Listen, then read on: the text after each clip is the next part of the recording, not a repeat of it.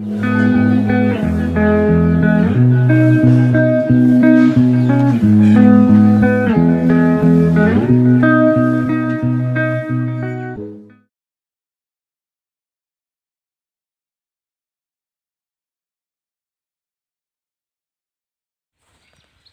guys, Somnath here.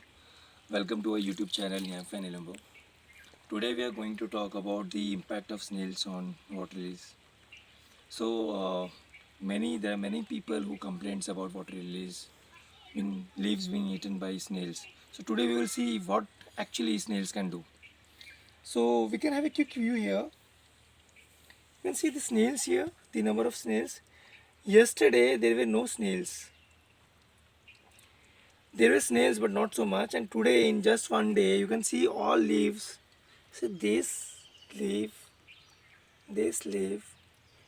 See the amount of damage one snail can do.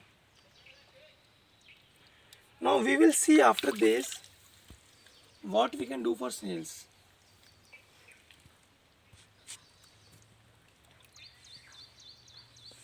I wanted to show you the eggs of snails. Just see the amount of snails we have.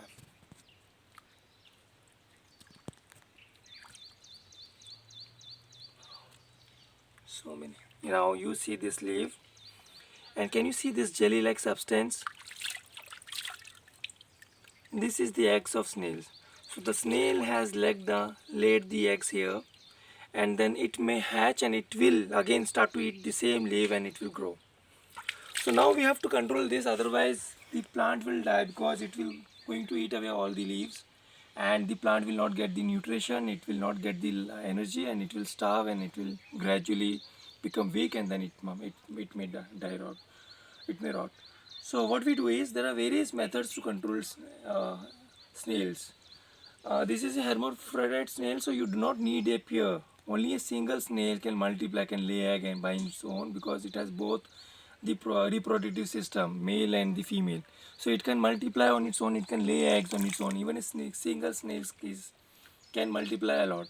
So there are various methods. One is uh, you can introduce draft puffer fish if you have the access to have a draft puffer fish.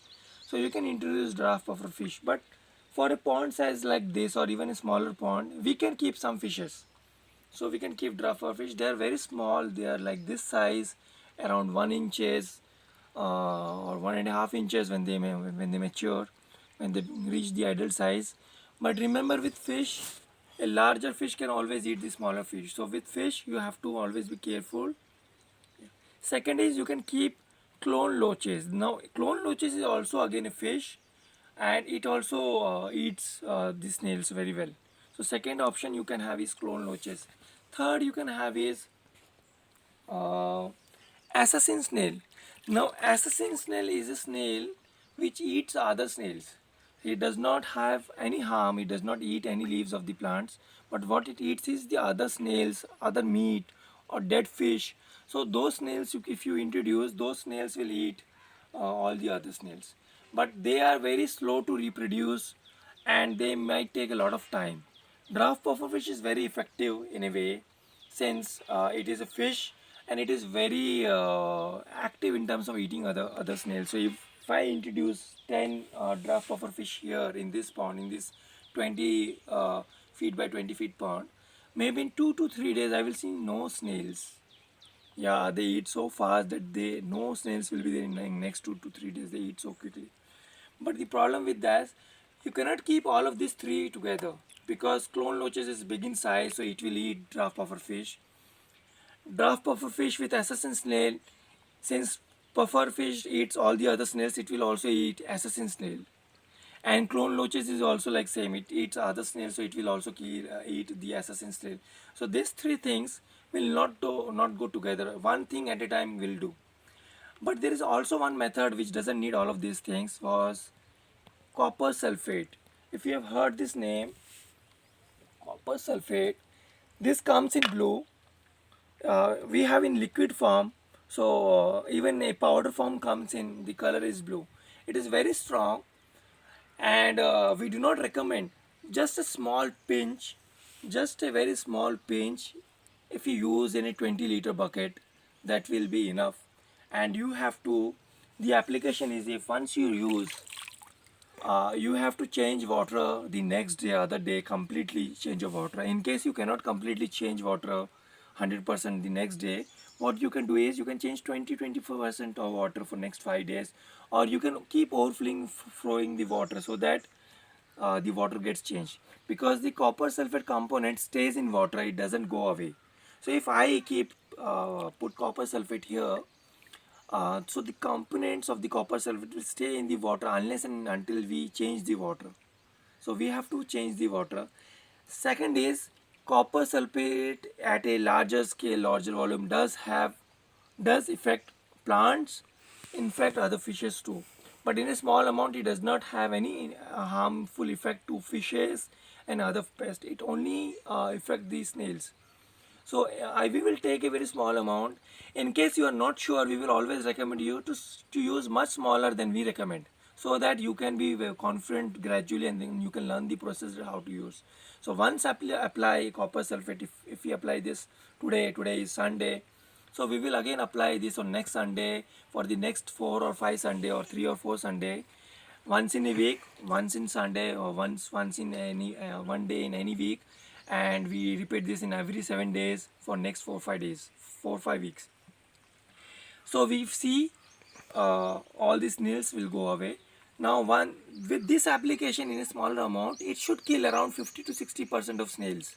So we will see this for next few days. Again, we will apply, and this does not kill the eggs of the snails. So once you apply copper sulfate, the newly hatched eggs, you have to again apply for them. So copper sulfate does not kill the eggs in small quantity. So we have to reapply them again in once in a week for next 3 4 weeks. So all the snails, all the eggs of the snails will, once they hatch, they also will die. Second is, some plants is very sensitive to copper sulfate. We have this Victoria growing here, Victoria cruziana, and then we have Victoria amazonica there. So they are also very sensitive.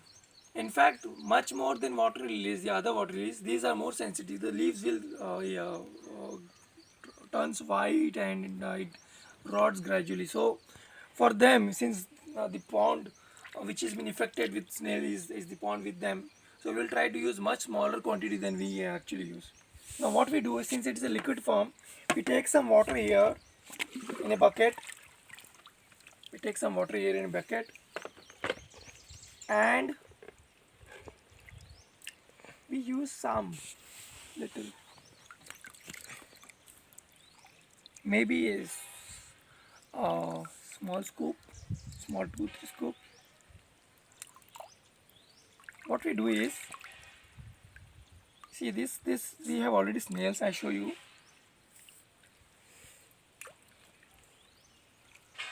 These snails, if we keep it here, they will die. But what we do have to, we do not have to pull the snails and to put it here. What we do is, we put this water here. You see, not all water in one place, because it will accumulate in one place. So we will go, we put this water around everywhere, and until all the pond is covered.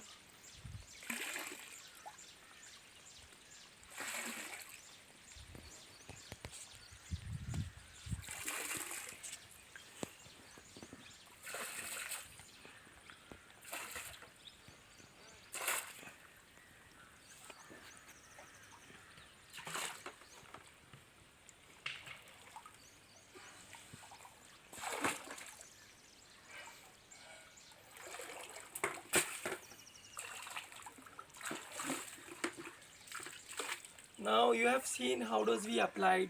We have not taken a large amount of copper sulfate. We have taken much smaller quantity than we recommend. So because since we do not know, since we know it is very harmful, we should be very careful with it. So use little amount. It shouldn't harm anything. It will not kill your fishes. It will not kill any other insects. It will only kill the snails. But if you take in good amount, if you take large quantity, if suppose I just roll over all this liquid here in this pond, all the plants leaves will turn to brown in tomorrow, by tomorrow. And even other insects, other pests will die. Fishes may also die. So we have to be careful. We have to not use a lot. You have to only use what we recommended. A small pinch of powder if you are using in a 20-liter bucket, or in a container with 20-25 liter capacity. And we have to replace water the next day, or after 8 hours you can also replace. And we have to do repeat this application once in a week for next 3 to 4 weeks or 5 weeks. As you see the progress, you can stop this. So hope this video helps you in controlling snails, and we will again come up with a new video. Please do like, share and subscribe to our channel, and do share this video with your friends who are into gardening, who are really looking after the solution for snails. And take care and see you for now.